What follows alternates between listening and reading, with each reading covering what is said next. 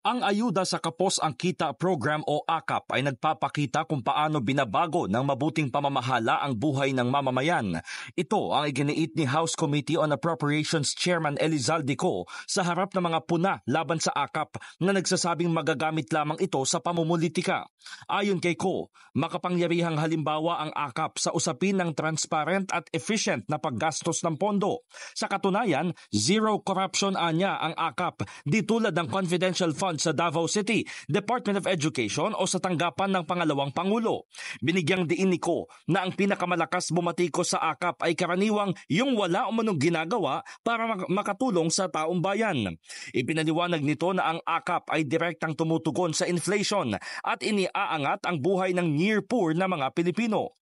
Idinagdag pa ng kongresista na ang tagumpay ng AKAP ay kabaligtaran ng mga kabiguan ng nagdaang administrasyon. Hindi umano dapat ilihis ang usapan at kailangang panagutin ang mga responsable sa pag-abuso sa pondo ng bayan. Sinabi ni Co na habang maingay sa pagbatikos ang ilan, patuloy na naghahatid ng tulong ang AKAP. 5 milyong Pilipino ang inaasahang makikinabang sa AKAP ngayong taon.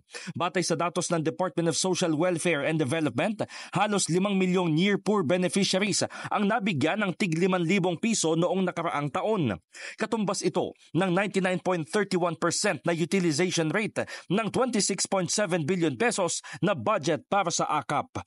In the heart of changing lives, ito si Brigada Haji Caaminio ng 105.1 Brigada News FM Manila, The Music and News Authority.